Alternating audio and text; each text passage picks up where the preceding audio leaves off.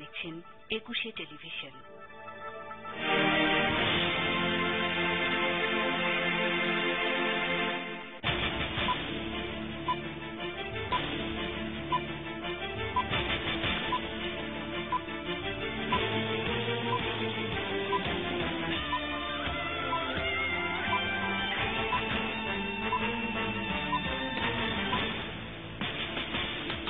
শুক্র শনি বিরতি দিয়ে রোববার থেকে আবারও চলবে অবরোধ, রপ্তানি আয় বড় ধরনের ধস নামার শঙ্কা। শেখ হাসিনাকে নতুন সরকার গঠনের আহ্বান রাষ্ট্রপতির, নয়া সংসদ সদস্যদের শপথ, বিরোধী দলীয় নেতা রওশন। সিভিল এভিয়েশন, বিমান আর কাস্টমসের কিছু অসাধু চক্রের হাত ধরে শাহজালাল বিমানবন্দরে চলছে সোনা চোরাচালান।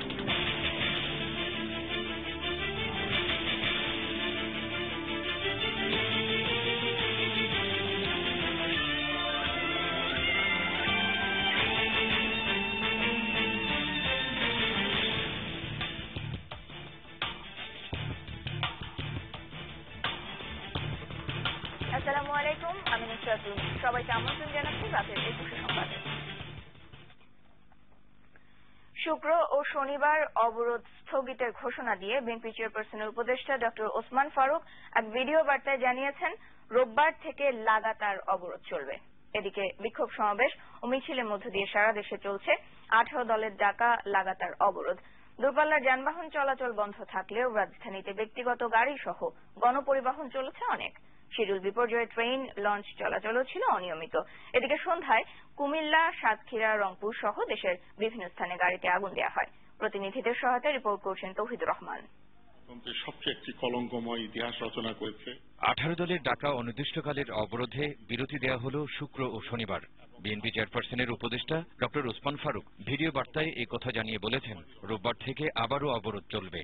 10 জানুয়ারি শুক্রবার ও 11 জানুয়ারি শনিবার দেশব্যাপী অবরোধ কর্মসূচি স্থগিত করা হয়েছে।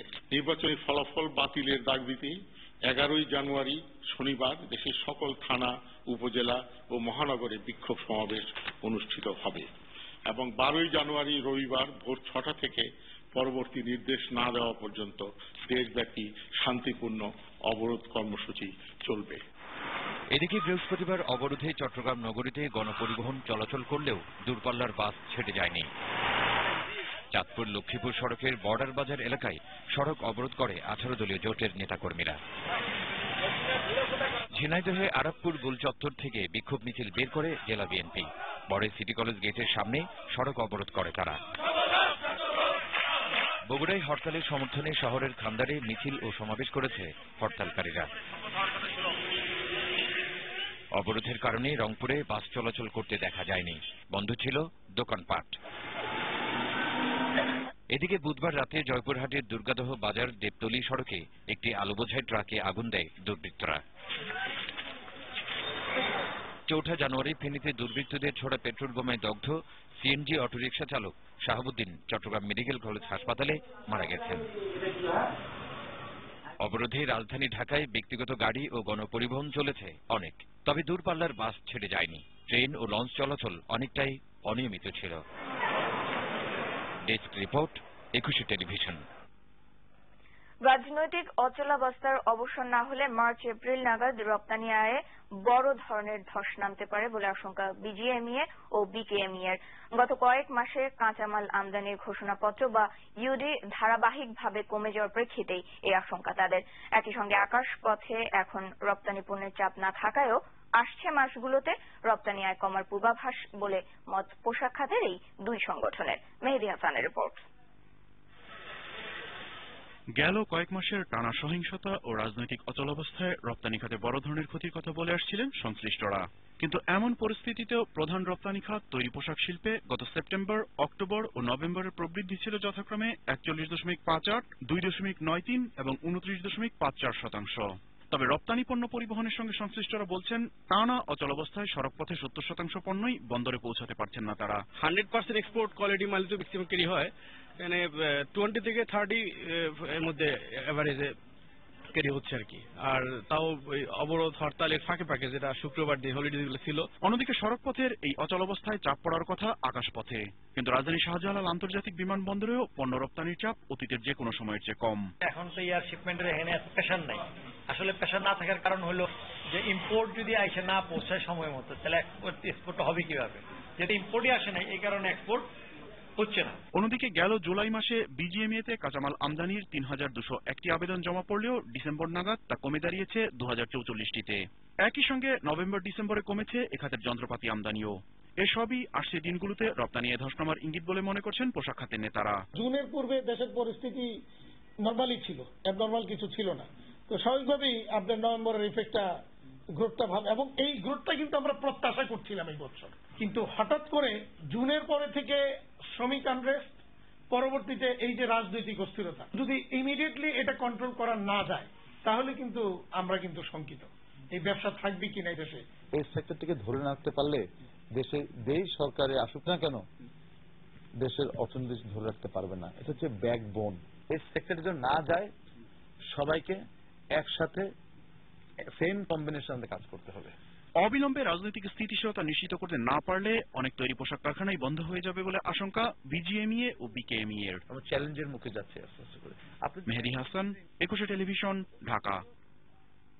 সংখ্যাগরিষ্ঠ দলের নেতা হিসেবে প্রধানমন্ত্রী ও আওয়ামী লীগের সভাপতি শেখ হাসিনাকে সরকার গঠনের আহ্বান জানিয়েছেন রাষ্ট্রপতি আব্দুল হামিদ অ্যাডভোকেট। এর আগে বৃহস্পতিবার সকালে শপথ নেওয়ার পরপরই সংসদ ভবনে আওয়ামী লীগের সংসদীয় দলের বৈঠক শেখ হাসিনাকে সংসদীয় দলের নেতা নির্বাচিত করা হয়। পরে সন্ধ্যা ৬টার দিকে বঙ্গভবনে যান প্রধানমন্ত্রী শেখ হাসিনা। শেখ হাসিনা নিয়ম মাফিক রাষ্ট্রপতি আব্দুল হামিদকে নবনির্বাচিত সংসদ সদস্যদের শপথ নেওয়ার বিষয়টি জানান। রাষ্ট্রপতির কাছে নয়া মন্ত্রিসভার নামের তালিকাও হস্তান্তর করেন তিনি। পরে রাষ্ট্রপতির প্রেস সচিব এসব বিষয়ে কথা বলেন।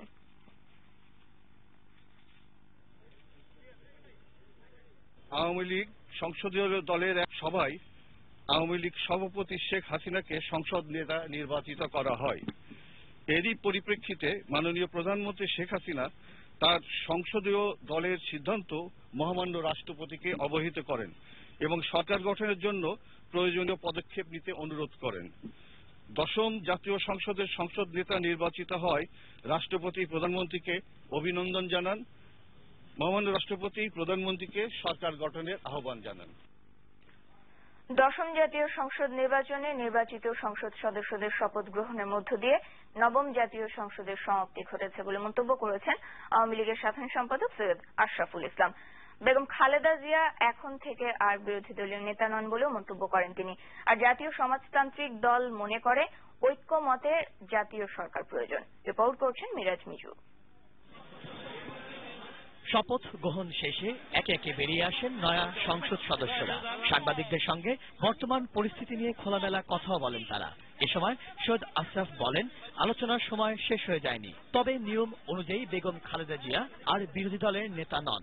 যেহেতু আপনার সংসদ কনস্টিটিউট আর উনি সংসদ সদস্য নয়, সে কারণে অবশ্যই তিনি বিরোধী দলের নেত্রী না, বাট এটা হলো অফিসিয়াল ডেজিগনেশন। বিরোধী দল সহ ঐক্যমতের সরকার চায় জাসদ। বর্তমান যে সংকট, সেই সংকট থেকে দেশটাকে বাঁচাতে হলে আমি মনে করি যে বিরোধী দলকেও সরকারে আমন্ত্রণ করা উচিত এবং ঐক্যমতে জাতীয় সরকার গঠন করা উচিত। আর সরকার ও বিরোধী দল দুই জায়গাতেই কাজ করতে চায় জাতীয় পার্টি। আমাদের বিরোধী দলের নেতা হিসাবে ওনাকে নির্বাচিত করা হয়। আমরা বিরোধী দলেও থাকবো এবং সরকার মন্ত্রিসভা যোগদান করবো। করণীয় ও প্রত্যাশাও ব্যক্ত করেন বিভিন্ন রাজনৈতিক দলের নেতারা। সহিংসতা কমবে এই কারণে যে আমাদের প্রধান দায়িত্ব হবে জনগণকে রাষ্ট্রীয় নিরাপত্তা প্রদান করা। আমাদের পরে যে দায়িত্ব অর্পিত হয়েছে, এই দায়িত্ব আগামী যে যথাযথ যাতে পালন করতে পারি, সেটাই আমাদের আজকের মূল লক্ষ্য ছিল, সেটা আমাদের আজকে অঙ্গীকার ছিল। নির্বাচিত হয়েছি জনগণের ভোটে, আমার এলাকার উন্নয়ন করব, এটাই আমার প্রধান উদ্দেশ্য। মিরাজ মিজু, ২১ টেলিভিশন, ঢাকা। এর আগে অনুষ্ঠিত হয় দশম জাতীয় সংসদ নির্বাচনে নির্বাচিত সংসদ সদস্যদের শপথ। জাতীয় সংসদের শপথ কক্ষে শপথ পাঠ করান স্পিকার শিরিন শারমিন চৌধুরী। তবে শপথ নেননি জাতীয় পার্টির চেয়ারম্যান এইচ.এম. এরশাদ।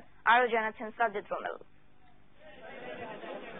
বৃহস্পতিবার সকাল 10টার আগে থেকেই নবনির্বাচিত সংসদ সদস্যরা সংসদ ভবনে আসতে শুরু করেন। 10টার পর শুরু হয় শপথের আনুষ্ঠানিকতা। সংসদ সদস্য নির্বাচন প্রথম পর্যায়ে শপথ নেন প্রধানমন্ত্রী শেখ হাসিনা সহ আওয়ামী লীগের নবনির্বাচিত সংসদ সদস্যরা। প্রভাবিত হইতে দিব না। সকলকে ধন্যবাদ। শপথের পর শেখ হাসিনাকে শুভেচ্ছা জানান স্পিকার শিরিন শারমিন চৌধুরী। নির্বাচনী এলাকা উল্লেখপূর্বক শপথপত্রে অধ্যকার তারিখ সহ সংসদ সদস্য নির্বাচন। এরপর এরশাদকে ছাড়াই রওশন এরশাদের সাথে শপথ নেন জাতীয় পার্টির সদস্যরা। শপথ। তারপর একে একে শপথ নেন ওয়ার্কার্স পার্টির রাশেদ খান মেনন, জাসদের হাসানুল হক ইনু সহ অন্যান্য দল ও স্বতন্ত্র হিসেবে নির্বাচিত সংসদ সদস্যরা। কর্তব্যভার। শপথ শেষ করে সংসদ ভবনের প্রধান ফটকে নবনির্বাচিত সংসদ সদস্যরা তাদের প্রতিক্রিয়া জানান। খুব ভালো লাগছে।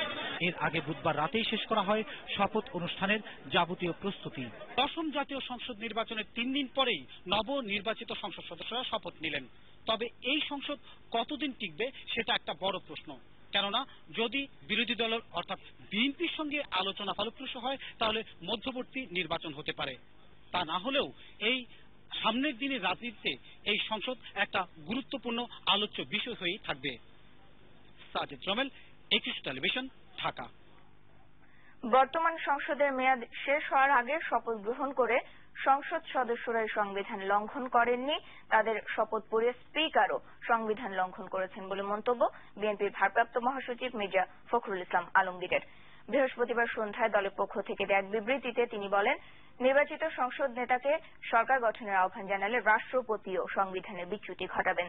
সংবিধান অনুযায়ী 24 জানুয়ারি বর্তমান সংসদের মেয়াদ শেষ না হওয়ার আগে নির্বাচিতরা শপথ নিতে পারেন না উল্লেখ করে ফখরুল বলেন, ক্ষমতার মোহে তারা এমনটা করেছেন। রাষ্ট্রীয় সংবিধানকে অবজ্ঞা করার জন্য সংসদ সদস্যদের অভিযুক্ত হতে হবে বলে হুঁশিয়ারি করেন তিনি। শুধু সংবিধান লঙ্ঘনই নয়, তারা জনগণের সঙ্গেও বিশ্বাসঘাতকতা করেছেন বলে অভিযোগ করা হয় বিবৃতিতে। এদিকে সহিংসতা পরিহার করে স্বচ্ছ, অংশগ্রহণমূলক ও গ্রহণযোগ্য আরও একটি নির্বাচনের জন্য অর্থপূর্ণ সংলাপে বসতে বাংলাদেশের সব রাজনৈতিক দলের প্রতি আহ্বান জানিয়েছে ইউরোপীয় ইউনিয়ন।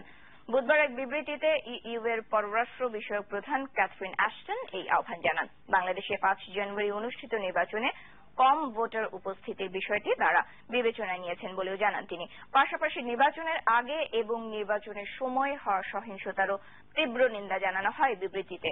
ইইউ এর আগের আহ্বানেও বাংলাদেশের রাজনৈতিক দলগুলো সাড়া দেয়নি বলে উল্লেখ করে অ্যাশটন বলেন, স্বচ্ছ, অংশগ্রহণমূলক ও গ্রহণযোগ্য নির্বাচনের পরিবেশ তৈরি না হয় বাংলাদেশের জনগণ গণতান্ত্রিকভাবে প্রতিনিধি পছন্দ করার সুযোগ থেকে বঞ্চিত হয়েছে।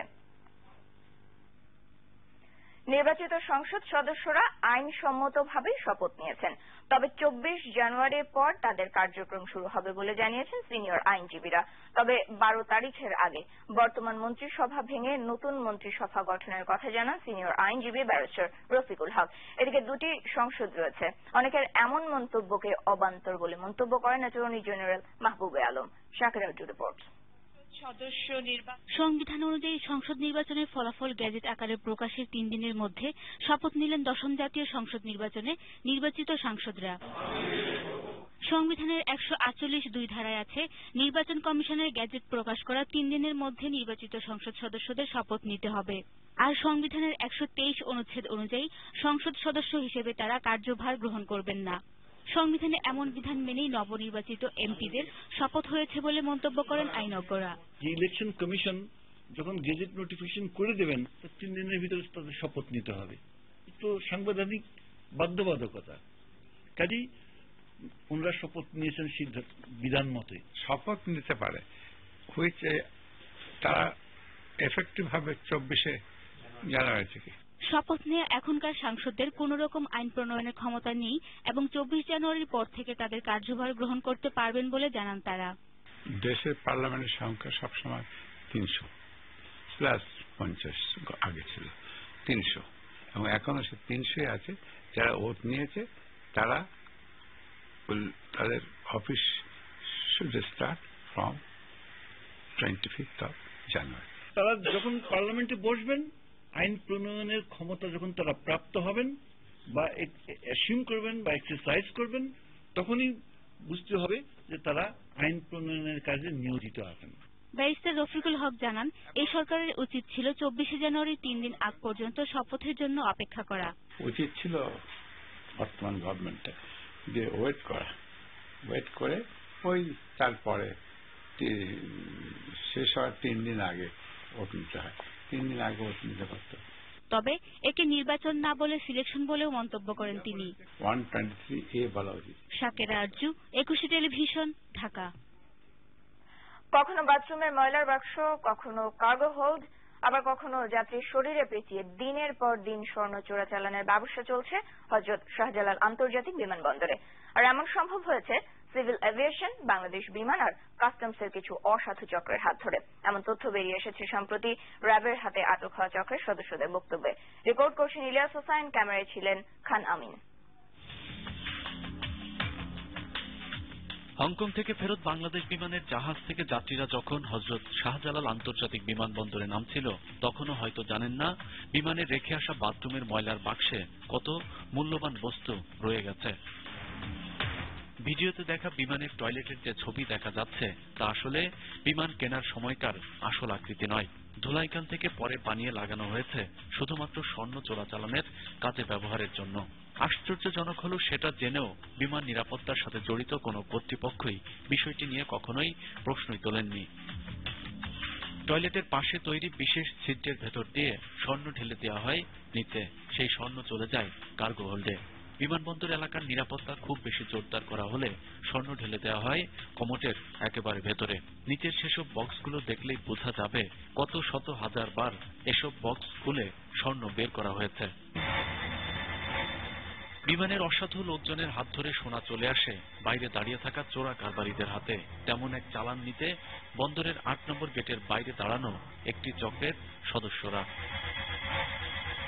কিছুক্ষণের মধ্যে মাল নিয়ে আসতেই গাড়িতে চড়ে বসে চক্রের সদস্যরা, এরপর তার পিছু নেয় র্যাব সদস্যরা। শেষ পর্যন্ত মগবাজার এলাকা থেকে চক্রের অন্যতম সদস্য লাবু সহ আটক করা হয় 2 সহযোগীকে। তাদের কাছে পাওয়া যায় 137টি স্বর্ণের বিস্কুট।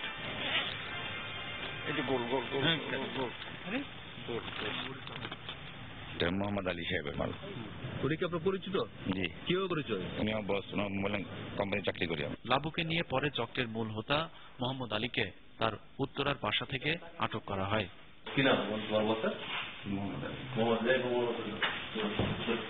আমার কাছে কিছু নিয়ে আসার কথা না। কি নিয়ে আসছেন আপনি? জি, গোল্ড। গোল্ড কার এটা? মালিককে? আমার ওয়াইফ আছে, আমার মেয়ে আছে। জিজ্ঞেস করেন ওনাদেরকে আমরা কি এসব ব্যবসা করি বা আদার্স আমার পাড়ায় আছে, আশেপাশের লোক আছে, ওনাদেরকে জিজ্ঞেস করেন। ওনাকে আপনি চিনেন তো? উনি আমার অফিসে চাকরি করে। আপনার অফিসে চাকরি করে? তাহলে আপনার অফিসে চাকরি করে আপনাকে আপনার নাম কেন বলছে বলেন? কেন উনি 17 তারিখ করে আমার নাম বলতেছে। ইলিয়াস হোসাইন, 21 টেলিভিশন, ঢাকা। বিরতি নিচ্ছি, যখন ফিরছি তখন অন্যান্য খবরের সঙ্গে আরো থাকবে। সংখ্যালঘুদের ওপর হামলার মামলা দ্রুত বিচার ট্রাইব্যুনালে কঠোর ব্যবস্থা নেওয়ার দাবি ডক্টর মিজানের। বিরোধী নেতাকর্মীদের নির্বিচারে গ্রেফতার বন্ধের দাবি হিউম্যান রাইটস ওয়াচের। বিএনপির 7 নেতার রিমান্ড ও জামিন নামঞ্জুর। আমি জানি যে আপনি আমাকে লক্ষ্য করছেন। আমার লাইকস, ডিসলাইক, ছোট ছোট সব detail, even dandruff. That's why I use Clear with Nutrium oil. এটি স্ক্যাল্পকে নারিশ করে, ড্যান্ড্রাফের নাম গন্ধ দূর করে। যখন কিছুই লুকোনোর থাকে না, তখন অনেক কিছুই থাকে দুনিয়াকে দেখাবার। Clear, no dandruff, nothing to hide. কতটুকু শক্তি আছে ভ্যাসলিনের ত্বক সুস্থ করার দেখার জন্য একটি পাতায় আমরা ভ্যাসলিন ব্যবহার করলাম, অন্যটিতে কিছুই না। কিছুদিন পরেই পার্থক্যটা দেখা যায়। যদি এটা একটি পাতাকে এতটা সজীব রাখতে পারে, তবে ভেবে দেখুন সেটা আপনার ত্বকের জন্য কি করতে পারে। ওয়ান্ডার জেলি থেকে ভালো আর কিছুই নেই। Vaseline original wonder jelly. এটাই ভ্যাসলিনের ত্বক সুস্থ করার শক্তি। 7 বছরের মধ্যেই তো গ্রিন কার্ডটা হয়ে যাবে। তারপরেই আগে দেশে ফিরো।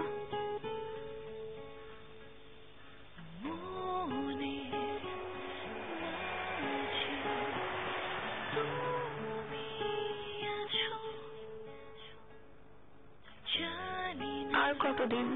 কাগজপত্র নিয়ে একটু ঝামেলায় আছি, আর কটা দিন সময় লাগবে মনে হচ্ছে। দেখ ছেলেটা MBA করে এসেছে। কোথায় যাচ্ছিস?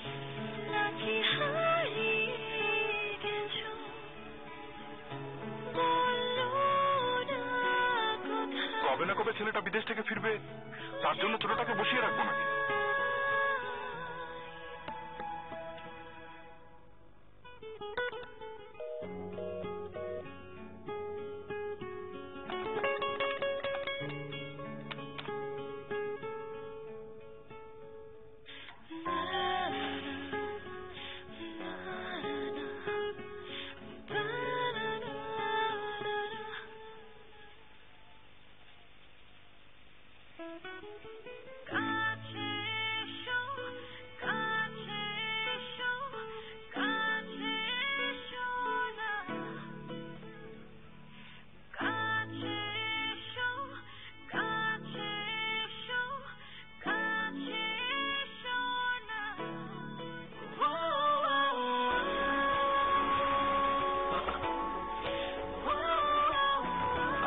পুরনো হলেও ভালোবাসা কিন্তু আগের মতোই আছে। এই ছিল বাধা পেরিয়ে ওদের ক্লোজ আপ কাছে আসার গল্প। এবার লিখে পাঠান আপনার গল্প। নির্বাচিত সেরা 3 গল্প নিয়ে ভ্যালেন্টাইন্স ডেতে থাকছে 3 নাটিকা। ইস, ম্যাচিং নিয়ে কত টেনশন। জানিস ভার্সিটিতে সবাই আমাকে কি নামে ডাকে? Miss matching. কিন্তু চেহারার সাথে গায়ের ত্বকের ম্যাচিংটা যে মিসিং। তাই ব্যবহার করুন fair and lovely body fairness milk. এই ট্রাইফেয়ার ভিটামিন কমপ্লেক্স রোদ থেকে ত্বককে বাঁচায়, দেয় ফেয়ারনেস এক্সপার্টের মতোই balance fairness. Fair and lovely body fairness milk.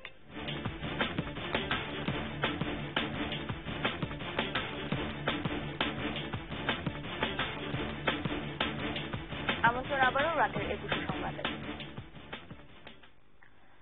দেশের বিভিন্ন স্থানে সংখ্যালঘু সম্প্রদায়ের উপর হামলা নির্যাতনের ঘটনায় করা মামলা দ্রুত বিচার ট্রাইব্যুনালে হস্তান্তর করতে বলেছে স্বরাষ্ট্র মন্ত্রণালয়। আজ এই বিষয়ে স্বরাষ্ট্র মন্ত্রণালয়ের আইন শাখা থেকে পুলিশ সদর দপ্তর সহ সব শাখায় চিঠি দেওয়া হয়েছে। এদিকে যশোরে ক্ষতিগ্রস্ত এলাকা পরিদর্শনে গিয়ে মানবাধিকার কমিশনের চেয়ারম্যান ডক্টর মিজানুর রহমান সংখ্যালঘু সম্প্রদায়ের উপর হামলাকারীদের সন্ত্রাসী হিসেবে চিহ্নিত করে আইনের আওতায় আনার দাবি জানান।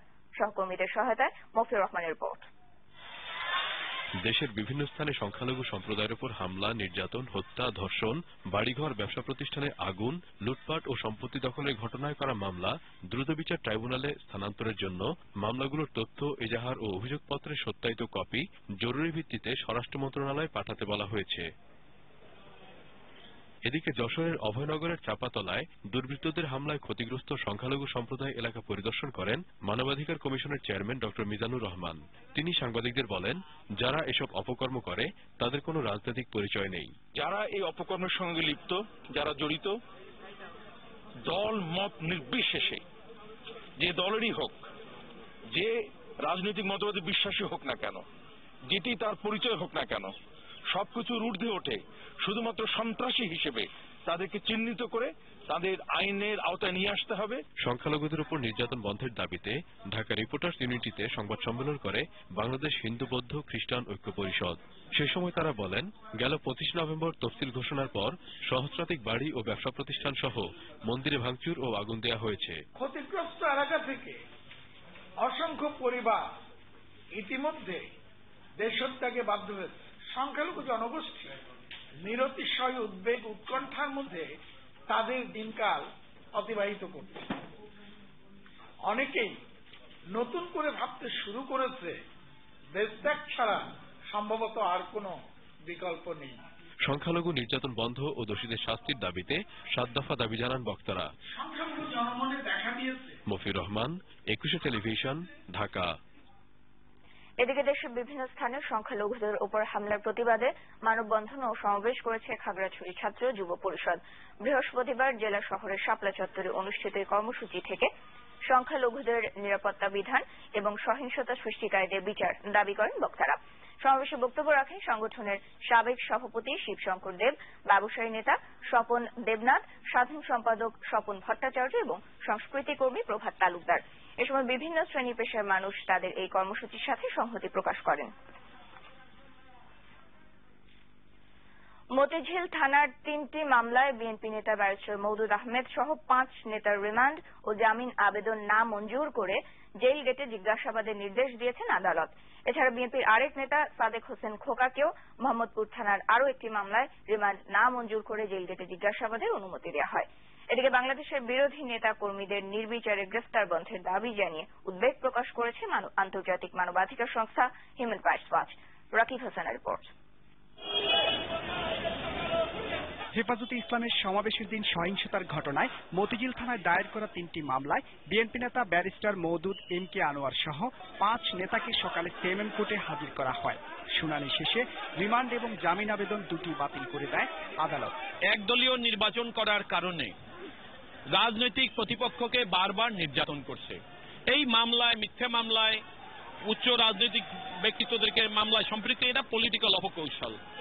রাজনীতিবিদদেরকে হেনস্থ করার জন্যই সরকারের এই মামলাকে আইন আদালতকে ব্যবহার করে। যারা ওইদিন যে অবরোধ ছিল সেই অবরোধে তারা খাদ্য সরবরাহ করেছে, পানি সরবরাহ করেছে এবং এটা সবাই সারা দেশবাসী এটা জানে।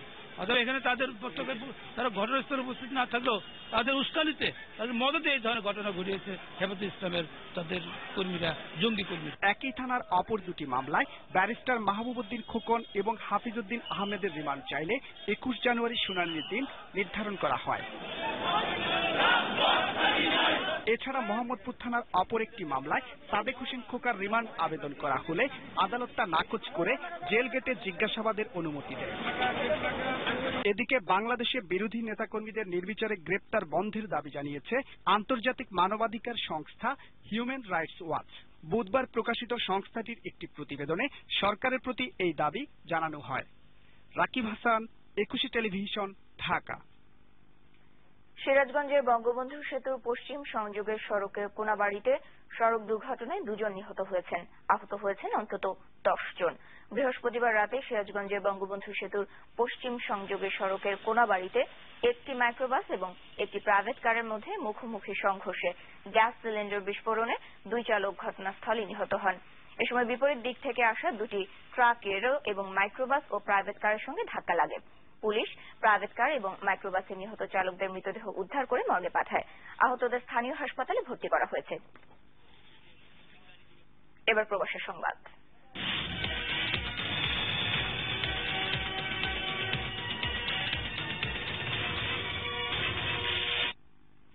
বাংলাদেশের অভ্যন্তরীণ ব্যাপারে পাকিস্তান সংসদের হস্তক্ষেপের প্রতিবাদে বিক্ষোভ সমাবেশ করেছে কানাডা আওয়ামী লীগের বিভিন্ন অঙ্গ সংগঠন। কানাডার রাজধানী অটোয়ায় পাকিস্তান হাইকমিশনের সামনে জড়ো হয়ে বিক্ষোভ করেন তারা। বিক্ষোভ সমাবেশে অংশগ্রহণ করে সেখানকার মহিলা আওয়ামী লীগ সহ কানাডা, কুইবেক, অটোয়া আওয়ামী লীগের নেতারা। সমাবেশে বক্তব্য রাখেন কানাডা আওয়ামী লীগের সাধারণ সম্পাদক দিদার ভুইয়া, কুইবেক আওয়ামী লীগের সভাপতি মুন্সি বশির, অটোয়া আওয়ামী লীগের সভাপতি ওমর সেলিম ও মহিলা আওয়ামী লীগের সভাপতি সাজেদা হোসেন সহ আরো অনেকে। এ সময় সমাবেশ স্থলে মোতায়েন বিপুল